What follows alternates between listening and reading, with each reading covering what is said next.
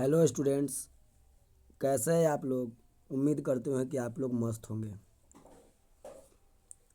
आज हम लोग थोड़ा सा अपने बिहार के बारे में जानकारी प्राप्त करेंगे इस वीडियो में कि हम लोगों का बिहार जो राज्य है वह कैसे बना।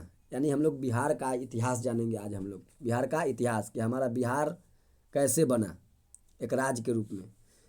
जिस बिहार में हम लोग रहते हैं वह बिहार का आखिर निर्माण कैसे हुआ, इस वीडियो में हम लोग जानेंगे। सबसे पहले हम लोग देखते हैं कि हम भारत के मानचित्र में हमारा बिहार कहाँ है और कैसा है। देखिए हम लोग देख रहे हैं,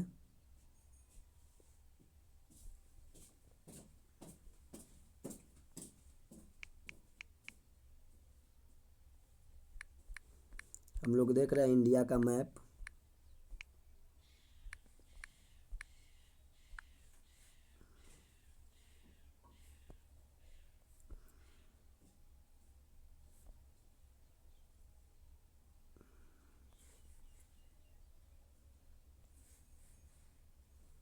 देखिए यही हमारा प्यारा सा देश हमारा भारत है। ठीक, यही भारत में हम लोग देखें, हम अपने राज्य को, जिस राज्य में हम लोग रहते हैं, यही हमारा जो है क्या है, यह जो हमारा बिहार राज्य है। देखिए यही हमारा बिहार राज्य है। यही हमारा जो है वो क्या है, तो बिहार राज्य है। हम लोग देखते हैं यही हमारा क्या है, तो बिहार राज्य है। देखिए यही यही हमारा क्या है, बिहार राज्य है। तो कहने का मतलब है यही हमारा, देखिए न, चल नहीं रहा है कलम, थोड़ा सा देखते हैं क्यों नहीं चल रहा है इसे। 1 मिनट रुक जाइए। तो हम लोग देखें यही हमारा क्या है, तो यही हमारा बिहार राज्य है भारत में। तो कहने का मतलब आपको, आशा करते हैं कि आपको दिख गया होगा हमारा बिहार राज्य। और देखिए बिहार की राजधानी जो हमारा क्या है, बिहार की राजधानी हमारा कहाँ है, तो पटना। देख लीजिए, तो हम लोग देख लिए यही हमारा जो है एक आयताकार जो हमारा यह क्या है, बिहार है। तो हम लोग बिहार के बारे में आज जानेंगे कि बिहार जो है एक राज्य के रूप में कैसे निर्माण हुआ, बिहार कैसे एक राज्य के रूप में उभरा, उसी के बारे में हम लोग इस वीडियो में जानेंगे। देखिए हमारा जो बिहार है, अगर देखें हम लोग भारत के मैप में, तो देखिए समझते हैं। जैसे कहने का मतलब है, देखिए इधर होता है उत्तर, ठीक, तो उसका उल्टा हो जाएगा हमारा दक्षिण, ठीक, और यह होता है पूरब, यह पूरब होता है, और यह होता है हमारा पश्चिम, यह पश्चिम है। ठीक, तो देखिए अगर हम अपने बिहार का बात करें अगर भारत के मैप में, तो देखिए हमारा जो बिहार है वह देखिए उत्तर में है। किधर है, उत्तर और पूरब में है। देखिए देखिए ऊपर जाएंगे तो क्या होगा, उत्तर होगा। ठीक, तो हमारा भारत देखिए यह उत्तर में है, भारत के उत्तर। और देखिए इधर क्या है, तो पूरब है। तो हमारा भारत जो है, हमारा जो बिहार राज्य है वह भारत के किधर है, देखेंगे हम लोग उत्तर पूर्वी हिस्से में हमारा क्या है, तो बिहार है उत्तर पूर्वी हिस्से में। तो आपसे अगर पूछ सकता है कि हमारे भारत देश में बिहार का लोकेशन बताना है, तो क्या बोलेंगे, भारत के उत्तर पूर्वी हिस्से में, भारत के उत्तर पूर्वी हिस्से में, जो कि हम लोग देख रहे हैं भारत के। यह देखिए हमारा उत्तर हो गया, इधर इस साइड में उत्तर हुआ, और देखिए इधर पश्चिम है, इधर क्या है हमारा पूरब है। तो बिहार के याद रखना है उत्तर और पूरब में हमारा क्या है, तो हमारा यह देखिए हमारा जो है वह हमारा राज्य बिहार है। तो इसी के बारे में हम लोग थोड़ा सा जानकारी प्राप्त करेंगे। चलिए, आशा करते हैं कि आपको समझ में आ गया होगा। आप लोग भारत के मैप में बिहार को देख ले होंगे। अच्छा, इसी में अगर थोड़ा सा चौहद्दी के बारे में बात करें, तो देखिए बिहार के उत्तर में जो है, बिहार के उत्तर, उत्तर कहने का मतलब ऊपर देखेंगे, तो बिहार के देखिए उत्तर में नेपाल है हमारा। कौन सा, तो नेपाल है बिहार के उत्तर में, जो हमारा क्या है, नेपाल है, जो कि एक अंतर्राष्ट्रीय सीमा। देखिए हमारा भारत, हमारा बिहार का जो उत्तर है, उत्तरी सीमा, वह अंतर्राष्ट्रीय सीमा लगाता है, यानी किसी देश के साथ, तो दूसरे देश यानी नेपाल के साथ लगाता है। तो भारत के उत्तर में अंतर्राष्ट्रीय सीमा लगता है, भारत के उत्तर में बिहार के उत्तर में, सॉरी, बिहार के उत्तर में जो हमारा जो मतलब कि जो नेपाल है वह हमारा अंतर्राष्ट्रीय सीमा साझा करता है हमारा बिहार। उसके बाद देखिए अगर हम बात करें दक्षिण में, दक्षिण यानी नीचे की तरफ, तो देखिए बिहार के दक्षिण में देखें तो झारखंड क्या है हमारा, तो झारखंड है। ठीक, और उसके बाद करें पूरब, पूरब करने का मतलब इस साइड। तो देखिए बिहार के पूरब में अगर देखें, बिहार के पूरब में तो क्या है, तो पश्चिम बंगाल। देखिए पूरा पश्चिम बंगाल यहाँ से यहाँ ऐसे करके, कलम नहीं चल रहा है दोस्तों, यही थोड़ा सा प्रॉब्लम है। कलम नहीं देखते हैं थोड़ा सा चला के, देखिए देख रहे हैं, नहीं चल रहा है कलम। तो देखिए अगर हम बात करें तो बिहार के पूरब में देखिए हमारा यह देखिए पूरा क्या है, पश्चिम बंगाल, वेस्ट बंगाल है। तो यह हमारा क्या है, तो पश्चिम बंगाल है, यानी वेस्ट बंगाल पूरब में। और पश्चिम में देखें तो हमारा क्या है, उत्तर प्रदेश। देखिए उत्तर प्रदेश से हमारा बाउंड्री लाइन लग रहा है, जो कि उसका राजधानी का है लखनऊ। तो कहने का मतलब बिहार जो है उत्तर में अंतर्राष्ट्रीय सीमा साझा करता है किसके साथ, तो नेपाल के साथ। ठीक, अंतर्राष्ट्रीय मतलब किसी दूसरे देश के साथ। तो उत्तर में नेपाल के साथ जो कि अंतर्राष्ट्रीय सीमा साझा करता है। दक्षिण में देखें हम लोग बिहार के तो झारखंड हो गया। पूरब में देखें तो पश्चिम बंगाल, देखिए नीचे से होकर पतला हुआ होते पीला कलर के जा रहा है। और अगर हम पूरब में और पश्चिम में देखें तो हमारा क्या है, तो उत्तर प्रदेश। ठीक, तो हम लोग बिहार के चौहद्दी भी जान गए। अब देख थोड़ा सा अति जानते हैं बिहार के बारे में, हम लोग तो समझ में करेंगे। अब देखिए तो हमारा बिहार जो है एक अंतर्राष्ट्रीय सीमा लगाता है और 3 गो राज्य के साथ, 3 गो भारतीय राज्य के साथ सीमा साझा करता है। एक अंतर्राष्ट्रीय सीमा साझा करता है और 3 भारतीय राज्य के साथ सीमा साझा करता है। तो अंतर्राष्ट्रीय सीमा नेपाल के साथ और 3 गो भारतीय राज्य कौन कौन है, तो हम देखें पश्चिम में हमारा क्या है, पूरब में हो गया क्या हमारा, तो पूरब में पश्चिम बंगाल और पश्चिम में उत्तर प्रदेश और दक्षिण में देखें झारखंड। तो 3 गो राज्य और एक अंतर्राष्ट्रीय सीमा लगाता है नेपाल देश के साथ। आशा करते हैं कि आपको समझ में आ गया होगा। अब हम लोग आगे चलते हैं, थोड़ा सा देखिए आगे हम लोग चलते हैं। देखिए हम लोग आगे बात करें तो समझते हैं हम लोग देखेंगे बिहार का इतिहास, बिहार का इतिहास, बिहार का इतिहास। देखिए बिहार का इतिहास में हम लोग देखेंगे प्राचीन बिहार के बारे में, प्राचीन बिहार के बारे में। दोस्तों मैं पर कलम नहीं चल रहा था, जिस कारण लिखने में वहाँ पर हम थोड़ा सा बताने में परेशानी हुआ, थोड़ा हमको जानकारी नहीं है कि उस पर कैसे मतलब कि मैं पर कलम चलेगा, यही नहीं चल रहा था, इसलिए थोड़ा सा माफ़ी चाहते हैं। अब देखिए प्राचीन बिहार के बारे में हम लोग समझते हैं। ठीक, देखिए अगर हम लोग देखें तो प्राचीन, देखिए हम लोग यहाँ पर शॉर्टकट तरीका से सीखेंगे। ठीक, लिखेंगे ज़्यादा नहीं यहाँ पर कुछ। ठीक, इसलिए हम लोग को समझना ज़्यादा है, यहाँ पर समझेंगे और जो मेन जो शब्द होगा उसको लिखेंगे। तो देखिए प्राचीन काल में अगर हम लोग देखेंगे, प्राचीन काल में तो बिहार को ना हम लोग प्राचीन काल में अगर देखें, प्राचीन काल में अगर हम लोग प्राचीन काल की बात करें, प्राचीन काल में तो हम लोग बिहार को याद रखना है, बिहार के नाम से जानते थे। किसके नाम से, बिहार, याद रखना है। प्राचीन काल में हम लोग बिहार को जानते थे विहार के नाम से। बिहार को किस नाम से जानते थे, विहार के नाम से थे। यानी जो हमारा बिहार शब्द है वह विहार था, उसका नाम प्राचीन काल में बिहार।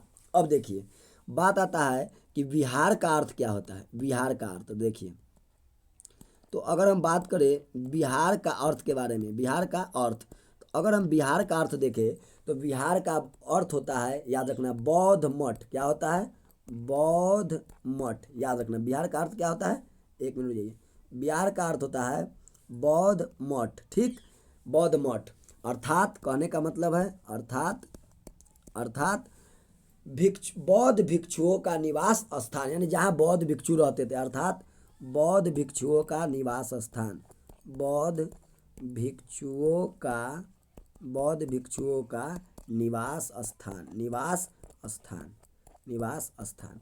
तो कहने का मतलब है स्टूडेंट्स कि विहार का अर्थ क्या होता है, तो हम लोग बोलेंगे बौद्ध मठ। क्या होता है, बौद्ध मठ, अर्थात कहने का मतलब है बौद्ध भिक्षुओं का निवास स्थान। उसी को हम लोग क्या कहते थे, पहले विहार कहते थे। तो जहाँ पर बौद्ध भिक्षु लोग रहते थे उसी को हम लोग क्या बोलते थे, विहार बोलते थे। अब देखिए थोड़ा सा हम लोग आगे बढ़ते हैं। देखिए अगर हम लोग बात करें भारत के, अगर हम लोग अभी हम लोग देखे थे भारत के मैप में कि उत्तर पूर्वी हिस्से में बौद्ध भिक्षुओं का बड़ा निवास स्थान होने के कारण इसे हम लोग क्या कहें, बिहार कहें। तो कहने का मतलब है कि भारत के हम लोग अभी देखें मैप में, तो भारत के अगर मैप में हम लोग देखें तो क्या था, उत्तर पूर्वी हिस्से में हमारा क्या था, तो बौद्ध भिक्षुओं का बड़ा निवास स्थान था। उत्तर पूर्वी हिस्से में जो था वह हमारा क्या था, तो बौद्ध भिक्षुओं का क्या था, तो बहुत बड़ा निवास स्थान था, बहुत बड़ा क्या था, निवास स्थान था। ठीक, निवास यानी बौद्ध मठ था, निवास स्थान था।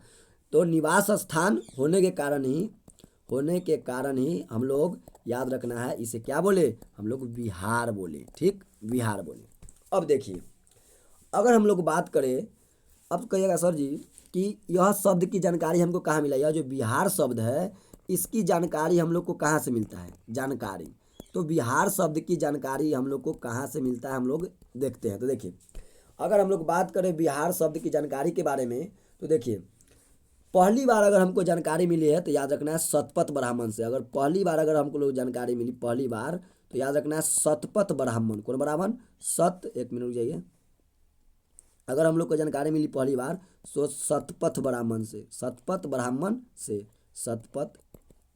से याद रखना है। तो शतपथ ब्राह्मण से हम लोग को विहार शब्द की जानकारी मिली। कौन शब्द के? बिहार शब्द की जानकारी मिली।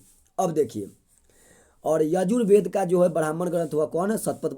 यजुर्वेद का यह ब्राह्मण ग्रंथ है, याद रखना है। यह जो शतपथ ब्राह्मण है यह यजुर्वेद का याद रखना है ब्राह्मण ग्रंथ है। यजुर्वेद का ब्राह्मण ग्रंथ है, तो याद रखना है शतपथ ब्राह्मण जो है वह यजुर्वेद का ब्राह्मण ग्रंथ है। तो यही पहली बार हमको शतपथ ब्राह्मण से बिहार शब्द की जानकारी मिलती है, याद रखना है। हम लोग जानते हैं कि वेद की संख्या कितनी है, तो 4 है। हम लोग जानते हैं वेद की संख्या 4 है, जिसमें हम लोग जानते हैं ऋग्वेद सबसे पुराना है। सबसे पुराना वेद कौन है? ऋग्वेद।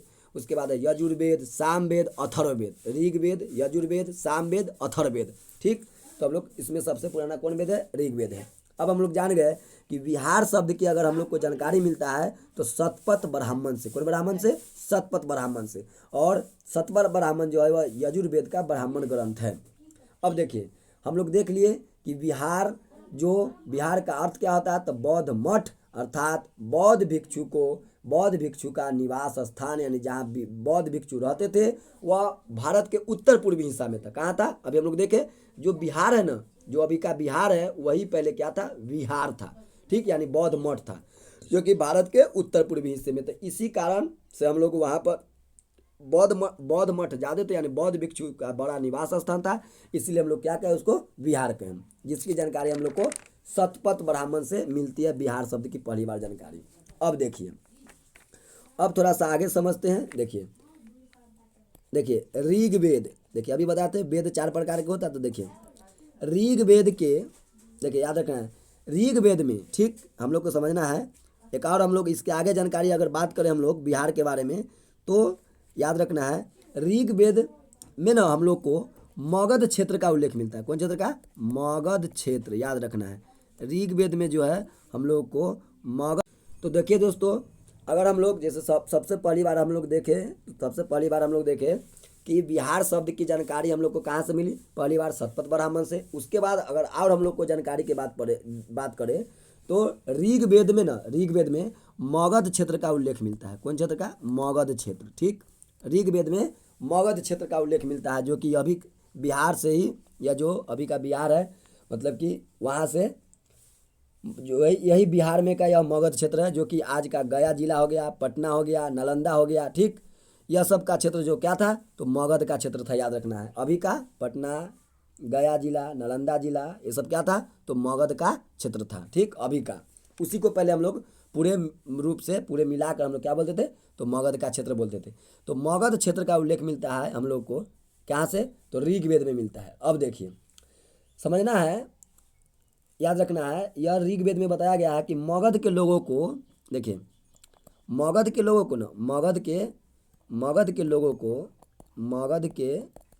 को याद रखना है, लोगों को किक्कट कहा गया। क्या कहा गया? किक्कट, याद रखना, किक्कट। क्या कहा गया? किक्कट। यानी यही ऋग्वेद में हम लोग को मालूम चलता है कि मगध के लोगों को क्या कहा गया? किक्कट। और किक्कट का अर्थ क्या होता है? देखिए किक्कट का अर्थ होता है, समझना है, निम्न जाति के लोग। किक्कट का अर्थ क्या होता है? निम्न जाति का लोग, निम्न जाति का लोग। तो कहने का मतलब, अगर हम लोग बिहार के बारे में और जानकारी ले तो मगध क्षेत्र का यहाँ उल्लेख मिलता है। ठीक, मगध क्षेत्र कहने का मतलब है जो कि मगध, जो कि हम देखते हैं कि सबसे शक्तिशाली अगर महाजनपद था तो वह था मगध महाजनपद। ठीक ना, इसमें बहुत सारे राजा जो हमारे राज किए यहाँ, वह इनका सेंटर और राजगीर हो गया, पटना हो गया। ठीक, यही सब जो कि अभी का पटना, गया, नालंदा यह सब जो है राजगीर उजगीर से यही पहले मगध का क्षेत्र था। तो मगध के लोगों को किक्कट शब्द का प्रयोग किया गया जिसका अर्थ होता है निम्न जाति का लोग। अब देखिए दोस्तों थोड़ा सा और अगर हम लोग आगे बात करें तो देखिए, अगर हम लोग आगे बात करें थोड़ा सा देखिएगा, अब समझते हैं। देखिए हम लोग थोड़ा सा आगे समझते हैं। अब देखिए अगर हम बात करें बिहार, देखिए अभी हम लोग देख रहे थे बिहार, यानी कि बिहार के बारे में जानकारी हम लोग को शतपथ ब्राह्मण से मिला, थोड़ा सा मगध क्षेत्र का उल्लेख मिला, ठीक, ऋग्वेद से, ठीक। मगध के लोगों को किक्कट कहा जाता था और किक्कट का अर्थ होता है निम्न जाति के लोग, यह सब हम कहाँ में समझे, ऋग्वेद में। अब देखिए अब आ गया बिहार शब्द, यानी बिहार से ही हमारा क्या बना, बिहार शब्द बना। तो बिहार शब्द का अगर पहली बार अगर हम उल्लेख देखेंगे बिहार शब्द का, तो याद रखना है हमें मिलता है तबकाते नासरी से। कौन पुस्तक, तबकाते याद रखना है, तबकाते नासरी याद रखना है। तबकाते नासरी एक पुस्तक है, इसी पुस्तक से हम लोग को बिहार शब्द का पहली बार क्या मिलता है, प्रयोग मिलता है। तो बिहार शब्द का पहली बार प्रयोग कहाँ किया गया, तबकाते नासरी पुस्तक में। तो बिहार शब्द का अगर पूछा जाए आपसे पहली बार प्रयोग अगर हम बोलेंगे पहली बार प्रयोग, तो याद रखना है तबकाते नासरी यह जो है पुस्तक है, ठीक, इसी से हमको मिलता है। अब देखिए आपसे पूछ सकता है तबकाते नासरी पुस्तक के लेखक कौन है, तो याद रखना है अगर इसकी लेखक की बात करें तो याद रखना है मिनहाज उज सिराज, मिनहाज उस सिराज, याद रखना उस सिराज, मिनहाज उस सिराज, यही इस पुस्तक के लेखक है। और इसी पुस्तक में बिहार शब्द का पहली बार प्रयोग किया गया, याद रखना है। अब देखिए तो हम लोग देखे बिहार था, अब उसके बाद बिहार का उपयोग किया गया था शतपथ ब्राह्मण, उसके बाद में मगध क्षेत्र का उल्लेख ऋग्वेद में मिलता है। उसके बाद देखिए बिहार शब्द का अगर पहली बार प्रयोग किया गया है तो तबकाते नासरी पुस्तक में, जिस पुस्तक के लेखक है कौन, मिनहाज उस सिराज, याद रखना है। अब देखिए दोस्तों थोड़ा सा हम लोग आगे बढ़ते हैं। देखिए अगर हम लोग देखें थोड़ा सा, तो देखिए हम लोग जानते हैं कि हमारे देश पर क्या था, तो अंग्रेजों का शासन था, ठीक, अंग्रेजों का शासन था। उसके बाद हम लोग देखें अगर हम लोग देखें धीरे धीरे मध्यकाल में हम लोग का देखें हमारे देश पर मुस्लिम का क्या हुआ, आक्रमण हुआ। हम लोग यह भी देखें मध्यकाल में क्या हुआ, तो मुस्लिम का आक्रमण हुआ। उसी के परिप्रेक्ष्य में बिहार पर भी याद रखना है आक्रमण हुआ था, ठीक। तो जैसे हम लोग जानते हैं कि मध्यकाल में हम लोग जानते हैं कि भारत में मुस्लिमों का प्रवेश होता है, मुस्लिमों का आक्रमण होता है। उसी के परिप्रेक्ष्य में बिहार पर भी याद रखना है, ठीक ना। तो अगर हम लोग देखें बिहार पर तो तुर्की का आक्रमण होता है, किस देश का, तुर्की, तो तुर्की आक्रमण होता है, याद रखना तुर्की आक्रमण। तो हमारे बिहार जो हमारा राज्य है अभी उस पर याद रखना तुर्की का आक्रमण होता है। और तुर्की आक्रमण का अगर शुरुआत किए थे तो वह किए थे बख्तियार खिलजी। कौन किए थे, तुर्की आक्रमण की शुरुआत कौन किए, तो याद रखना बख्तियार खिलजी। कौन किए थे, बख्तियार खिलजी किए थे, ठीक। तो कहने का मतलब है खिलजी, तो कहने का मतलब है कि अगर बिहार पर जैसे भारत में मुस्लिमों का आक्रमण हुआ मध्यकाल में, उसी तरह उसी परिप्रेक्ष्य में बिहार पर भी तुर्की आक्रमण हुआ, ठीक, जिसका मतलब कि जो शुरुआत किए थे कौन थे, किए थे बख्तियार खिलजी। तो सबसे पहले अगर देखा जाए तो बिहार पर आक्रमण करने वाले अगर कोई मुस्लिम थे तो वह थे बख्तियार खिलजी, जो कि तुर्क से थे। कहाँ से, तुर्क से। तो बख्तियार खिलजी ऐसे मुसलमान हैं जिन्होंने पहली बार बिहार पर क्या किया, आक्रमण किया। अब देखिए थोड़ा सा आगे हम लोग समझते हैं। देखिए मिनहाज उस सिराज पुस्तक जो लिखे हुआ कौन, मिनहाज उस सिराज के जो पुस्तक है तबकाते नासरी हम लोग देख लिए। तो इस पर भी बिहार पर हुए मुस्लिम आक्रमण के बारे में जाने देखे। अभी हम लोग देखे थे मिनहाज उस सिराज के पुस्तक, मिनहाज उस सिराज का जो पुस्तक है तबकाते नासरी, इसकी जो पुस्तक है, पुस्तक का नाम अभी हम लोग देखे थे, क्या था, पुस्तक था तबकाते नासरी, तबकाते नासरी, याद रखना है। इस पुस्तक में भी हम लोग को याद रखना है जो बिहार पर हुआ मुस्लिम आक्रमण, एक मिनट जाइए, जो मुस्लिम आक्रमण हुआ, और मुस्लिम आक्रमण में सबसे पहले हुआ कौन आक्रमण, तो तुर्की आक्रमण। यानी मुस्लिम आक्रमण कहने का मतलब जो तुर्की आक्रमण हुआ, तुर्की आक्रमण, ठीक ना, इसकी भी जानकारी, तुर्की आक्रमण जो हुआ इसकी भी जानकारी हम लोग को इस पुस्तक से, कौन पुस्तक से मिलती है, तबकाते नासरी पुस्तक से हम लोग को मिलती है। तो याद रखना है बिहार पर अगर पहली बार अगर कोई मुस्लिम अगर आक्रमण किए तो थे बख्तियार खिलजी, जो कि तुर्की आक्रमण थे। तो अगर बिहार पर अगर मुस्लिम आक्रमण या उसी को हम लोग तुर्की का आक्रमण बोल सकते हैं, तो वह कौन किए थे? तो याद रखना बख्तियार खिलजी। यह भी जानकारी हमको मिलती है इस पुस्तक से, तबकाते नासरी पुस्तक से, ठीक, जो कि मिनहाज सिराज के द्वारा यह पुस्तक लिखा गया है। अब देखिए थोड़ा सा हम लोग आगे थोड़ा सा बात कर लेते हैं। देखिए अगर हम लोग बात करें तो बिहार, ठीक, बिहार तथा अगर हम लोग बात करें बंगाल, बिहार तथा बंगाल को अगर कोई पहले अगर कोई मुस्लिम जीता, ठीक, अगर कोई पहले मुस्लिम अगर जीता, तो जो पहले मुस्लिम अगर जीता तो वह थे बख्तियार खिलजी। कौन थे? बख्तियार, याद रखना है बख्तियार खिलजी। बख्तियार खिलजी ही ऐसे मुस्लिम है जो कि सबसे पहली बार बिहार और बंगाल को क्या किए थे? जीते थे, याद रखना है। अब देखिए, और यह मान लीजिए ना मोटा मोटी कितना 1197 का बात है, कितना ईस्वी के? 1197 का, याद रखना 1197 ईस्वी का यह बात है। तो 1197 ईस्वी में बिहार और बंगाल के अगर कोई प्रथम मुसलमान अगर जीतने वाले तो वह कौन है? बख्तियार खिलजी, याद रखना है। तो पहली बार बख्तियार खिलजी ने, अच्छा, बिहार और बंगाल उस समय एक ही था, ठीक ना। तो बिहार और बंगाल पर प्रथम मुस्लिम आक्रमण कौन? बख्तियार खिलजी किए, और इन्होंने बंगाल और बिहार को क्या किया? तो याद रखना है जीता। क्या किए? तो पहली बार यह जीते, पहली बार जीते थे, पहली बार जीते। तो पहली बार अगर कोई अगर मुस्लिम अगर जीते हैं बिहार और बंगाल को, तो कौन? तो बख्तियार खिलजी। कब? तो संभवतः 1197 में। अब देखिए, और जब जीते तो इन्होंने याद रखना है बिहार पर पहला आक्रमण कर दिया, और बख्तियार खिलजी ने बिहार शरीफ को जीता। किसको जीता? तो बिहार शरीफ, याद रखना है बिहार शरीफ। किसको जीते थे? तो बिहार शरीफ को जीते थे, याद रखना है। अब देखिए, तो हम लोग यह भी जान गए कि बिहार कैसे था और बिहार से बिहार कैसे बना, कहाँ कहाँ से हमको इसकी जानकारी मिलती है, हम लोग इसके बारे में पूरे अच्छा तरीका से जान गए। अब देखिए थोड़ा सा बात करते हैं मध्यकाल में। और देखिए एक होता है सल्तनत काल, एक था मुगल काल, ठीक। अगर हम लोग देखें तो मध्यकाल में अगर हम लोग बिहार को दो भाग में बांट के पढ़ेंगे, एक सल्तनत काल, ठीक ना। मध्यकाल को हम लोग बिहार के परिप्रेक्ष्य में दो काल में बांट के पढ़ेंगे, एक सल्तनत काल,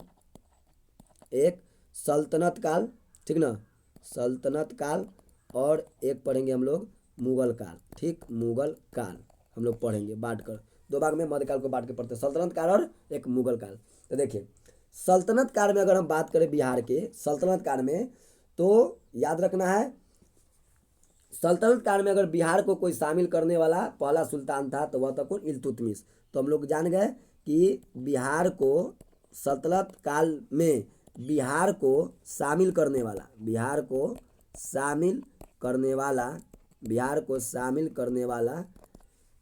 पहला सुल्तान कौन था? तो पहला सुल्तान अगर पूछा जाए तो याद रखना है इल्तुतमिश। कौन था? इल्तुतमिश, याद रखना है। तो बिहार को शामिल करने वाला, याद रखना, सल्तनत काल में मिलाने वाला अगर कोई शासक था तो वह कौन था? इल्तुतमिश। पहला सुल्तान कौन था? इल्तुतमिश। तो सल्तनत काल में बिहार को शामिल करने वाला पहला सुल्तान कौन था? इल्तुतमिश था। अब देखिए आगे बढ़ते हैं थोड़ा सा। अब देखिए थोड़ा सा अगर हम बात करें, देखिए अब हम लोग देखें तो बिहार सल्तनत काल में कौन मिलाया बिहार को? तो इल्तुतमिश। अब देखिए समझते हैं आगे। देखिए इल्तुतमिश के द्वारा बिहार में नियुक्त किए गए पहले सूबेदार मलिक जानी थे। अब देखिए सल्तनत काल में बिहार को मिलाया कौन? इल्तुतमिश। और यहाँ पर क्या किया? तो बिहार में न नियुक्त किया, बिहार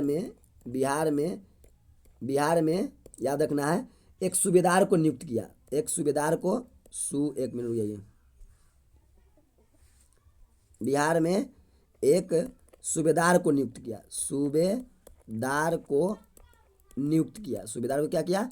नियुक्त किया, ठीक, सूबेदार को नियुक्त किया। और वह सूबेदार था कौन? तो याद रखना मलिक जानी। कौन था? मलिक जानी। तो कहने का मतलब सल्तनत काल में बिहार को इल्तुतमिश मिलाया सबसे पहले, और यहाँ पर सूबेदार बनाया किसको? तो मलिक जानी को यहाँ बिहार का क्या बना दिया? सूबेदार। देखिए सूबेदार का मतलब होता है कानूनी प्रमुख व्यक्ति, ठीक, जो उस यानी कि यह जो बिहार हमारा था उसमें उस पूरे बिहार में के मतलब पूरे बिहार राज्य में यहाँ कानून जो भी नियम कानून पूरे राज्य के लिए मतलब कि बनाया जाता था पूरे प्रांत में, तो उसी का यह मतलब कि कानूनी प्रमुख व्यक्ति को हम लोग क्या बोलते हैं, सूबेदार।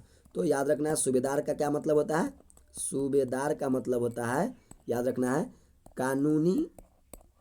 कानूनी प्रमुख व्यक्ति, यानी जो उस प्रांत का क्या बना है, नियम कानून बना है, प्रमुख व्यक्ति। तो कानूनी प्रमुख व्यक्ति को हम लोग क्या बोलते हैं, सूबेदार। तो यही सूबेदार यहाँ का बनाया था किसको, मलिक जानी को। कौन, इल्तुतमिश। अब देखिए यह था सल्तनत कालीन, हम लोग बिहार के बारे में देख लिए, थोड़ा सा देख लेते हैं मुगल काल में। देख ले, अभी हम लोग देखे थे मध्यकाल को, हम लोग दो भाग में देखेंगे बिहार को, एक सल्तनत कालीन बिहार, एक मुगल कालीन। अब देखिए मुगल काल में अगर देखें तो अकबर के द्वारा, देखिए मुगल काल की अगर बात करें, मुगल काल में तो हम लोग देखें, मुगल काल में देखें अकबर के द्वारा क्या हुआ था। देखिए अकबर के द्वारा 1580 में बिहार को एक मुगल प्रांत का दर्जा दे दिया। यानी कि अकबर क्या किया, मुगल काल में हम लोग देखें, मुगल काल में हम लोग देखते हैं अकबर, बाबर, हुमायूं, औरंगजेब, ये सब आता है। तो अकबर क्या किया मालूम है, 1580 में अकबर जो था वह एक मुगल प्रांत का दर्जा दे दिया। मुगल प्रांत का क्या कर दिया, तो दर्जा दे दिया। तो कहने का मतलब है कि मुगल काल में हम लोग देखें तो अकबर जो था वह 1580 ईस्वी में मुगल प्रांत का दर्जा दे दिया किसको, तो बिहार को। याद रखना है। और याद रखना है मुगल साम्राज्य की अगर हम बात करें, देखिए मुगल साम्राज्य में अगर देखें हम लोग, मुगल साम्राज्य की अगर बात करें तो 12 प्रांतों में एक बिहार जो था प्रमुख था। देखिए मुगल साम्राज्य में लगभग 12 जो प्रांत थे, 12 प्रांत, उसमें से एक बिहार क्या था, उसमें से बिहार एक प्रमुख था। बिहार क्या था, तो बिहार एक प्रमुख था। याद रखना है। तो मुगल साम्राज्य में याद रखना है 12 प्रांत में से बिहार एक प्रमुख प्रांत था। तो याद रखना है मुगल काल में अकबर के द्वारा 1580 ईस्वी में बिहार को मुगल प्रांत का दर्जा दे दिया गया। अब देखिए थोड़ा सा आगे हम लोग बात करें। देखिए हम लोग देखते हैं कि जब मतलब कि अंग्रेज जब यहाँ आए भारत में व्यापार करने के लिए, तो हम लोग देखते हैं धीरे धीरे क्या होता है, अंग्रेज आए, डच आए, फ्रांसीसी आए, हम लोग जानते हैं, ठीक, पुर्तगाली भी आए। तो कहने का मतलब है हम लोग देखते हैं थोड़ा सा, एक 1757 में याद रखना है प्लासी का युद्ध होता है। 1757 में जो है वो क्या होता है, प्लासी का युद्ध होता है, प्लासी युद्ध, ठीक। तो 1757 में प्लासी युद्ध में क्या होता है मालूम है, तो 1757 में प्लासी युद्ध में बंगाल पर जो है अंग्रेजों का अप्रत्यक्ष प्रभाव शुरू हो गया, ठीक। तो 1757 में प्लासी के युद्ध में, ठीक ना, बंगाल पर अंग्रेजों का अप्रत्यक्ष प्रभाव शुरू हो गया। तो कहने का मतलब है कि हम लोग देखें कि हमारे देश में जो हमारे देश में बहुत सारे कंपनी, चाहे वह पुर्तगाली हो, चाहे वह अंग्रेज हो, चाहे वह डेनिश हो, चाहे फ्रांसीसी हो, यह सब क्या करने आए, तो व्यापार करने आए। और धीरे धीरे हम लोग देखें कि अंग्रेज हम लोग को कमजोरी को समझते गया, हम लोग को कमजोरी को, भारतीय की कमजोरी को जानते वह धीरे धीरे क्या किए, तो हम लोग को पूरे उपनिवेश बना लिए, इस भारत देश को क्या किए, उपनिवेश बना लिए। और इसी के परिप्रेक्ष्य में हम लोग देखें बहुत सारा हमारे और अंग्रेज के बीच क्या हुआ, युद्ध हुआ। और एक युद्ध है 1757 में जो कि प्लासी, याद रखना है प्लासी, जिस 1757 में जो युद्ध हुआ उसको प्लासी युद्ध के नाम से जानते हैं। इसमें क्या हुआ, तो बंगाल पर अंग्रेजों का अप्रत्यक्ष प्रभाव शुरू हो गया। अप्रत्यक्ष करने का मतलब प्रत्यक्ष रूप से नहीं, बल्कि वहाँ पर मतलब किसी को वह क्या करता था, किसी को वहाँ पर नियुक्त कर देता था। बंगाल में किसी को राजा टाइप मतलब कि वहाँ पर बना देता था, ठीक ना, नवाब टाइप के वहाँ पर बना देता था। तो अप्रत्यक्ष प्रभाव धीरे धीरे क्या हुआ, शुरू हो गया। यानी हम लोग को धीरे धीरे हम लोग के नियंत्रण में, मतलब हम लोग को क्या करने लगा, धीरे धीरे वो अपने अंडर में करने लगा। तो अप्रत्यक्ष प्रभाव शुरू हो गया कब से, तो 1757 में प्लासी युद्ध में। याद रखना बंगाल पर अंग्रेजों का अप्रत्यक्ष प्रभाव शुरू हो गया। अब देखिए इसके बाद होता है 1764 में होता है बक्सर का युद्ध। याद रखना है 1764 में होता है बक्सर का युद्ध। अब देखिए बक्सर का युद्ध जब होता है, ठीक, अंग्रेजों और यहाँ जो भी मतलब कि जो भी नवाब है, ठीक ना, उनके साथ जब होता है, तो याद रखना है इसमें ना बक्सर के युद्ध में भारतीयों की एक बहुत बड़ा हार हो गया, ठीक। तो 1764 में जब युद्ध हुआ अंग्रेज और भारतीयों, जो भी भारत में उस समय जो भी शासक थे, जो युद्ध हुआ उसके बीच, भारतीयों के बीच, तो इसमें ना हम लोग क्या हुआ, भारत की एक बहुत बड़ी समझिए कि हार हो गई। भारतीयों की बहुत बड़ी एक कार हो गई, बहुत बड़ी हार हुई, बहुत बड़ी हार हुई, याद रखना है, हार हुई। तो 1764 में जो बक्सर का युद्ध हुआ, यही बिहार के बक्सर जिला में, कहाँ पर, तो बिहार के बक्सर जिला में, याद रखना है, बिहार के बक्सर जिला में। तो इसमें ना भारतीयों की एक बहुत बड़ी क्या हुई, हार हुई और अंग्रेज की जीत हुई। अब देखिए जैसे ही क्या हुआ, जब बिहार भारतीयों की हार हुई तो एक हम लोग संधि किए, वह संधि था इलाहाबाद की संधि। तो हम लोग जब हार गए, ठीक ना, भारतीय शासक जब हार गए, जो भी यहाँ के नवाब थे, जो सिराज, जो भी मतलब कि जो भी 3 गुट में लड़ाई हुआ था यह बक्सर का युद्ध में और अंग्रेज के बीच, तो इसमें क्या हुआ, तो हार गए, जब भारतीय हार गए तो एक संधि हुई, यानी कि अंग्रेज और हम जो भारतीय थे, जो भी शासक थे, नवाब थे, उनके बीच एक संधि होती है, इलाहाबाद की संधि, इलाहाबाद की संधि, इलाहाबाद की संधि हुई 1765 में, याद रखना है, 1765 में इलाहाबाद की संधि हुई। और इस संधि के बाद बिहार, बंगाल तथा उड़ीसा से भू राजस्व जमा करने का अधिकार अंग्रेजों को प्राप्त हो गया। देखिए यही से मतलब कि कहने का मतलब है, भारतीय तो हार गए, ठीक ना, बहुत बड़ा हार हो गया भारतीयों का। अब यहीं से देखते हम लोग पूरे मतलब कि नियंत्रण में हम लोग अंग्रेज का हो जाते हैं। यानी इसके बाद क्या हो गया, तो हम लोग देखें कि जैसे हम लोग जब भारतीय की हार हो गई तो पूरे बिहार, देखिए बिहार और बंगाल और उड़ीसा, बिहार, बंगाल और उड़ीसा, ये सब याद रखना एक ही था उस समय का, ठीक, बिहार, बंगाल और उड़ीसा। तो यहाँ से जो भू राजस्व करने का मतलब जो टैक्स, मतलब कि यहाँ से जमा करने का अधिकार किसको हो गया, तो टैक्स वसूलने का अधिकार हो गया अंग्रेज को प्राप्त हो गया। किस युद्ध में, तो बक्सर के युद्ध में भारतीयों की हार हुई और एक इलाहाबाद की संधि हुई, हम भारतीय और अंग्रेज के बीच एक संधि हुई। और इसमें इस संधि में क्या स्वीकार हुआ, तो बंगाल, बिहार और उड़ीसा, यहाँ से जो भी राजस्व, भू राजस्व प्राप्त होगा, भू यानी जो भी जमीन से जो भी टैक्स वसूला जाएगा, ठीक ना, वह कौन उछलेगा, तो अंग्रेज। यह अधिकार किसको मिल गया, तो अधिकार मिल गया किसको, तो अंग्रेज को मिल गया उछलने का अधिकार, किसको मिल गया, अंग्रेज को मिल गया, ठीक, अंग्रेज को मिल गया अधिकार अंग्रेज की। आप अंग्रेज अभी क्या उछलेगा, भू राजस्व बंगाल, बिहार, उड़ीसा से उछलेंगे।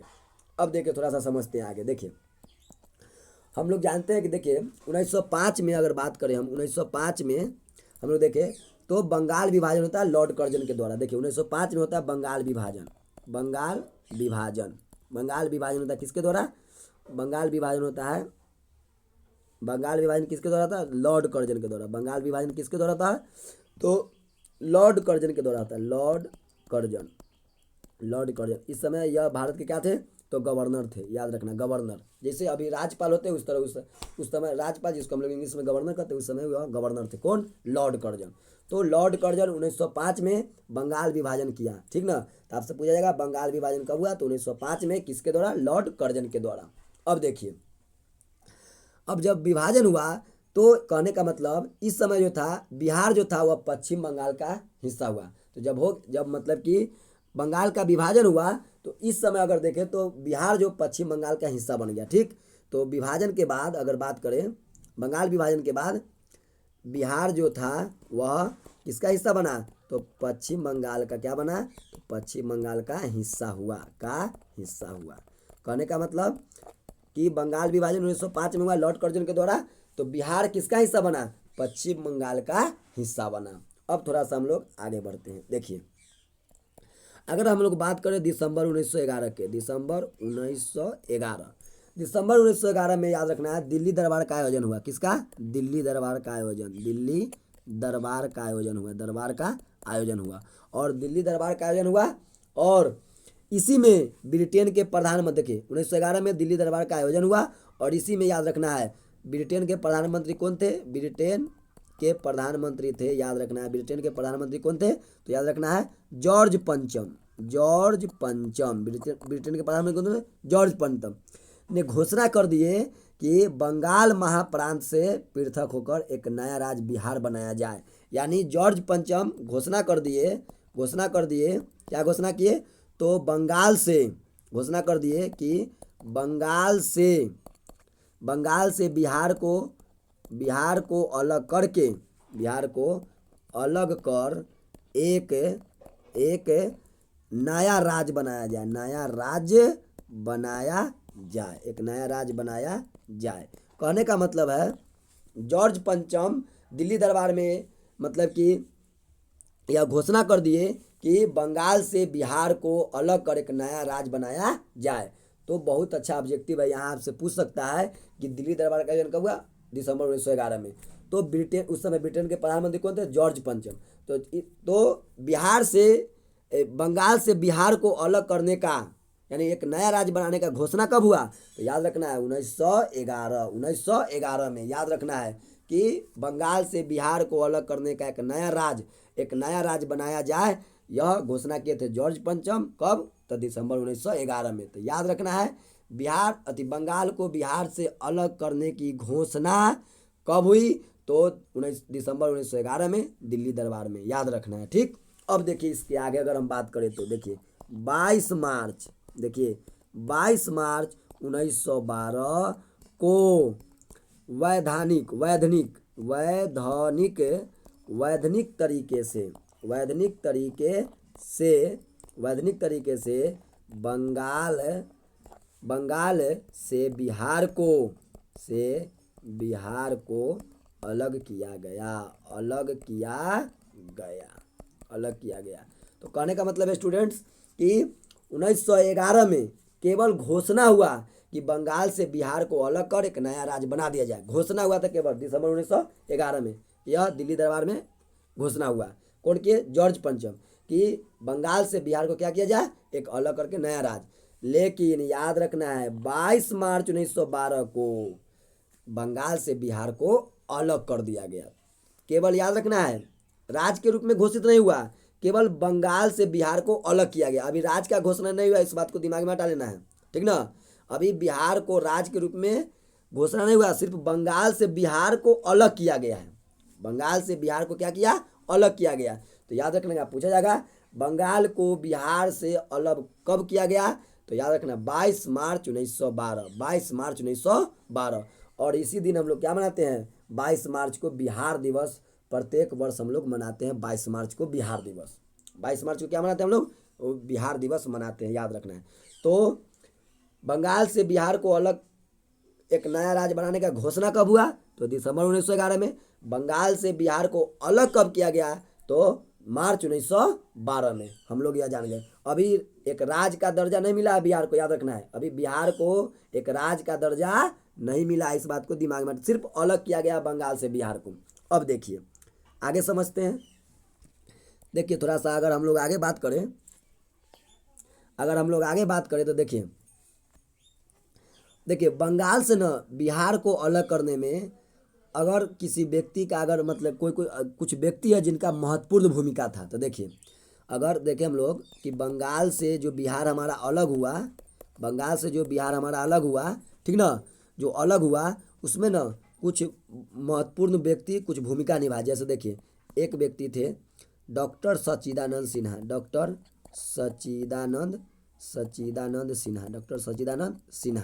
ठीक, डॉक्टर सच्चिदानंद सिन्हा। और दूसरा व्यक्ति थे महेश नारायण। और एक थे तीसरा डॉक्टर राजेंद्र प्रसाद। तो कहने का मतलब है स्टूडेंट्स कि बंगाल से बिहार को अलग करने में तीन व्यक्ति के महत्वपूर्ण योगदान रहा। याद रखना महत्वपूर्ण क्या रहा, तो महत्वपूर्ण योगदान रहा। वह कौन कौन व्यक्ति थे, तो डॉक्टर सच्चिदानंद सिन्हा, महेश नारायण और डॉक्टर राजेंद्र प्रसाद। इन्हीं तीनों व्यक्ति का महत्वपूर्ण योगदान रहा बंगाल से बिहार को अलग करने में। अब देखिए थोड़ा सा जान लेते हैं, याद रखना है यहीं से बहुत अच्छा ऑब्जेक्टिव है कि डॉक्टर सच्चिदानंद सिन्हा को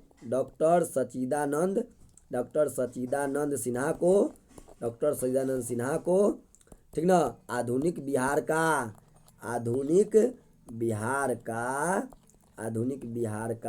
निर्माता कहते हैं। आधुनिक बिहार का क्या कहते हैं, निर्माता कहते हैं। बहुत अच्छा ऑब्जेक्टिव है। आधुनिक बिहार का निर्माता किसे कहते हैं, तो याद रखना है डॉक्टर सच्चिदानंद सिन्हा को आधुनिक बिहार का क्या कहते हैं, निर्माता कहते हैं। अब देखिए स्टूडेंट थोड़ा सा आगे समझते हैं इससे। देखिए अगर हम बात करें थोड़ा सा और आगे अगर बात बढ़ाते 1906 में, तो देखिए 1906 के बारे में। देखिए 1906 में डॉक्टर राजेंद्र प्रसाद के नेतृत्व में, याद रखना है, 1906 में डॉक्टर राजेंद्र प्रसाद के नेतृत्व में, याद रखना है, पटना में, कहाँ पर, तो पटना में स्टूडेंट कॉन्फ्रेंस का आयोजन हुआ, ठीक ना, पटना में स्टूडेंट कॉन्फ्रेंस, याद रखना है, स्टूडेंट कॉन्फ्रेंस का क्या हुआ, तो आयोजन हुआ, क्या हुआ, आयोजन हुआ, ठीक ना। तो 1906 में डॉक्टर राजेंद्र प्रसाद के नेतृत्व में पटना में स्टूडेंट कॉन्फ्रेंस का क्या हुआ, आयोजन हुआ, जिसके माध्यम से बिहार के छात्रों तथा युवाओं को जागरूक किया गया। अब देखिए क्यों किया गया था, ताकि क्यों किया गया था, ताकि क्या हो, तो बिहार के छात्रों तथा युवाओं को जागरूक किया जा सके। क्या किया जाए, जागरूक किया गया। याद रखना है 1906 में डॉक्टर राजेंद्र प्रसाद के नेतृत्व में पटना में स्टूडेंट कॉन्फ्रेंस हुआ, ठीक, और आयोजन किया गया, जिसके माध्यम से बिहार के छात्र और युवाओं को जागरूक किया गया, ठीक। आगे देखिए, अगर हम बात करें तो थोड़ा सा इससे आगे बढ़ते, देखिए आप थोड़ा आगे बढ़ते तो 1936 का अगर बात करें हम लोग, 1936 में बिहार राज्य से, याद रखना है, बिहार राज्य से पृथक बिहार का दक्षिण भाग अलग होकर एक नया राज्य उड़ीसा के रूप में, देखिए 1936 में, याद रखना है, 1936 में बिहार राज्य से बिहार का दक्षिणी भाग, देखिए बिहार राज्य से बिहार का दक्षिणी भाग, ठीक ना, बिहार का दक्षिणी भाग अलग होकर एक नया राज्य क्या बना, एक नया राज्य क्या बना, नया राज्य उड़ीसा बना। कथी बना, उड़ीसा के रूप में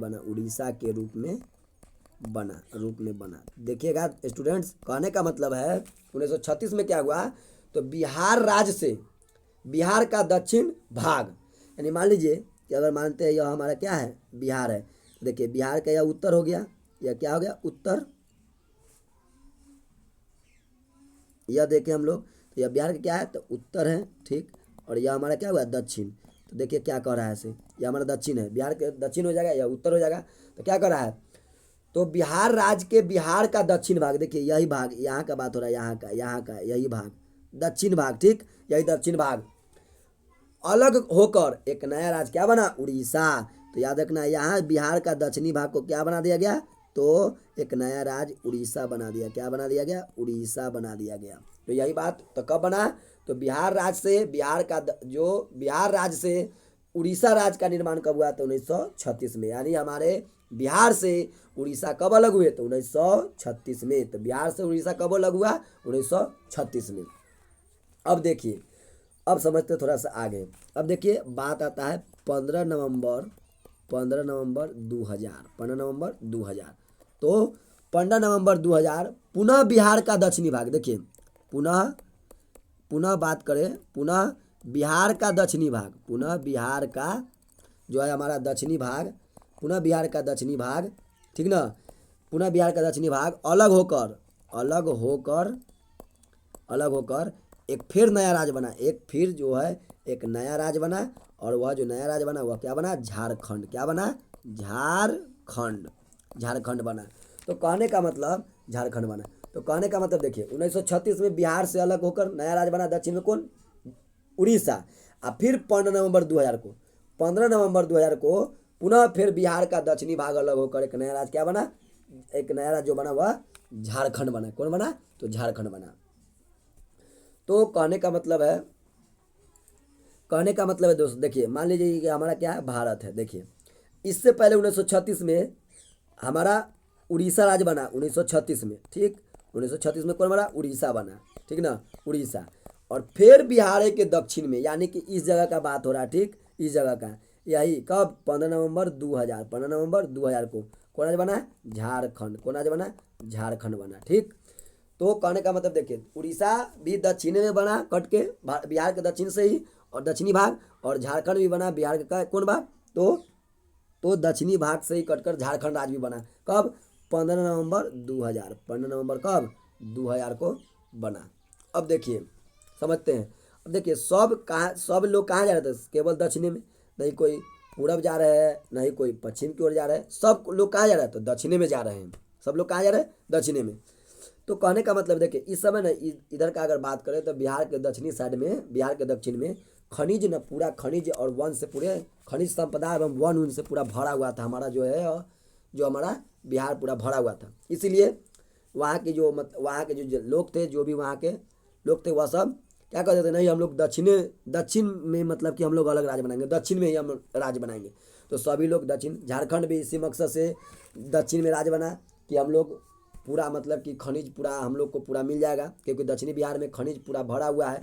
तो कहने का मतलब जितना भी खनिज था लगभग आधा से ज़्यादा खनिज कहाँ चला गया हम लोग को, झारखंड में। बिहार से आधा से ज़्यादा खनिज कहाँ चला गया, झारखंड में कटकर चला गया। तो देखिए यही झारखंड है हमारा, उसी के नीचे अगर देखेंगे झारखंड के नीचे तो हमारा क्या है, दक्षिण में तो उड़ीसा है। तो बिहार के इसीलिए हम लोग कहते हैं बिहार के दक्षिण में क्या है, कौन राज्य, उड़ीसा। हम लोग पढ़ते हैं बिहार के उत्तर में नेपाल, दक्षिण में झारखंड। देखिए दक्षिण में क्या है, झारखंड। लेकिन जब झारखंड अलग हुआ तो अभी तक के सोचा वहाँ के लोग सोचे कि हम लोग बहुत बिहार से आगे निकल जाएंगे, बहुत विकसित कर जाएंगे, लेकिन अभी तक के झारखंड का विकास नहीं हुआ। याद रखना है, अभी तक के झारखंड का विकास नहीं हुआ। यह सोच के गए थे कि वहाँ उसमें उधर वन ज़्यादा है, खनिज खूब है, जाएंगे तो हम लोग बिहार से आगे निकल जाएंगे, लेकिन फिर भी आगे अभी तक के नहीं निकल चुका है, यानी विकसित नहीं हुआ। आगे देखिए दोस्त, थोड़ा सा बात करते हैं। तो हम लोग देखे बिहार से 1936 में उड़ीसा राज्य दक्षिण में अलग हो गया। उसके बीच में फिर देखें तो 15 नवंबर 2000 को बिहार का फिर दक्षिणी भाग अलग होकर एक नया राज्य क्या बना, झारखंड बना। अब देखिए थोड़ा सा, अब अंतिम मोड़ पर हम लोग आ गए हैं। देखिए अब हम लोग बात कर गए, तो हम लोग देखिए, तो कहने का मतलब हम लोग देखे कैसे बिहार हमारा एक राज्य के रूप में उभरा। ठीक, कैसे हम लोग देखे बिहार से अलग होकर उड़ीसा बना, उसके बाद फिर देखे झारखंड बना, और फिर अंत में जाकर हमारा राज्य जो है वह बिहार बच गया एक राज्य के रूप में। अब देखिए कहने का मतलब है, अगर हम बात करें वर्तमान बिहार के, वर्तमान जो हमारा बिहार है उसके अगर हम अगर उत्तर में बात करें, उत्तर में अगर बात करें तो अंतर्राष्ट्रीय सीमा जो हमारा लगता है, अभी हम लोग बात किए थे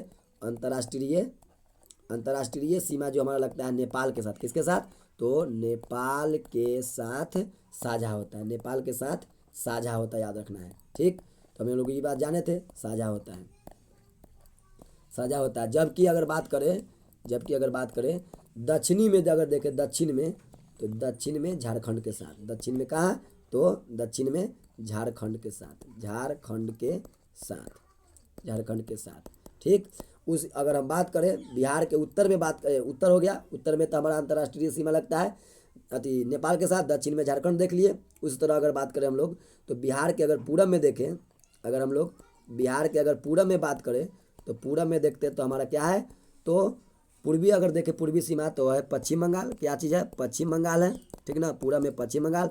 अगर हम लोग पश्चिम में बात करें बिहार के, तो हमारा क्या है, तो यूपी है, उत्तर प्रदेश है। तो यही हमारा देखे क्या, बिहार की चौहद्दी। तो उत्तर में देखे अंतर्राष्ट्रीय सीमा नेपाल, दक्षिण में हमारा क्या हो गया, झारखंड बना। ठीक, उसके बाद में देखे पूरब में हमारा हो गया पश्चिम बंगाल, और पश्चिम में क्या हो गया हमारा उत्तर प्रदेश। तो यह बिहार के हम लोग चौहद्दी के बारे में बात करें। देखिए बिहार का जो अगर आकृति की बात करें, अगर आकृति का अगर बात करें बिहार का आकार के, तो यह लगभग मानिए कि आयताकार है। कैसा है, आयताकार है, याद रखना क्या है, तो आयताकार, आयत के आकार है हमारा बिहार का जो आकृति, यानी जो आकार है बिहार का। अब देखिए इसी को हम लोग थोड़ा क्या करते हैं, तो अगर हम लोग बात करें, देखिए अगर हम लोग बात करें बिहार के बारे में,